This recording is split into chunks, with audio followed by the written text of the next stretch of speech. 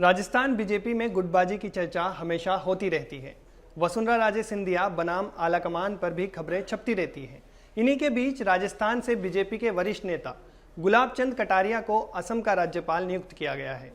जाहिर है, चुनाव के महज 9 महीने पहले एक दिग्गज नेता राज्य से बाहर जा रहा है, तो राजस्थान बीजेपी के रण के समीकरण बदलेंगे।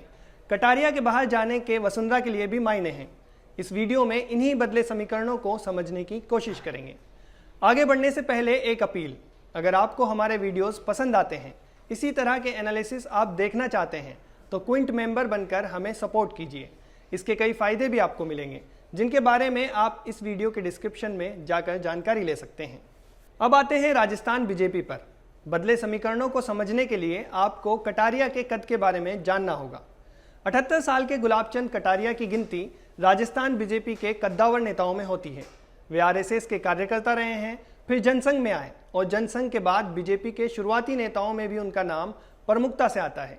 कटारिया राजस्थान बीजेपी के अध्यक्ष रहने के साथ 8 बार विधायक रहे हैं और 1 बार सांसद भी रह चुके हैं। वे अभी राजस्थान में नेता प्रतिपक्ष थे। वे राजस्थान में मुख्यमंत्री पद के दावेदार रहे हैं और राज्य में बीजेपी के नेतृत्व वाली सरकारों में गृह मंत्री रहे हैं। असम का राज्यपाल बनाए जाने पर गुलाब चंद कटारिया ने कहा कि पार्टी ने मुझे जब भी जो भी जिम्मेदारी दी है, मैंने उसे मेहनत और क्षमता के साथ किया है। मुझे पार्टी ने 11 बार टिकट देकर चुनाव लड़ने का मौका दिया। मुझे इस लायक समझा गया है तो मैं बिल्कुल उस पर खरा उतरने का प्रयास करूंगा। अपने पद को मांगने के लिए मैं कभी किसी के पास नहीं गया, उन्होंने खुद मुझे वह दिया। जब मुझे नेता प्रतिपक्ष बनाया गया था, तब भी मुझे इसकी जानकारी नहीं थी। हालांकि उदयपुर से विधायक और राजस्थान के मेवाड़ रीजन के प्रभावी नेता कटारिया को राज्यपाल बनाने के बाद बीजेपी आलाकमान ने यह स्पष्ट कर दिया है कि इसी साल होने वाले विधानसभा चुनावों में उम्रदराज नेताओं को पार्टी टिकट नहीं देगी। 78 साल के कटारिया खुद भी कई दफा सक्रिय राजनीति छोड़ने के संकेत दे चुके हैं। बीजेपी ने राजस्थान विधानसभा चुनाव किसी भी नेता के चेहरे पर लड़ने से पहले इंकार कर दिया है, लेकिन गुलाब चंद कटारिया पार्टी के संभावित सीएम फेस में से एक थे।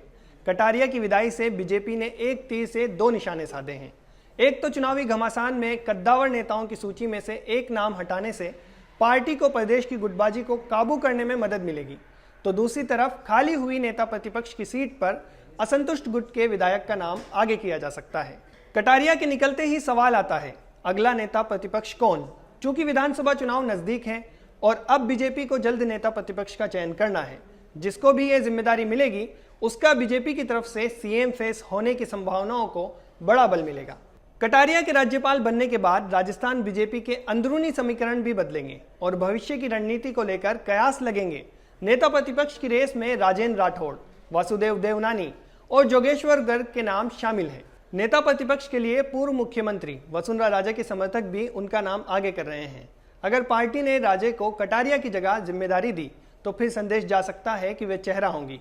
यदि ऐसा नहीं हुआ, तो फिर राजस्थान बीजेपी में गुटबाजी जारी रहेगी।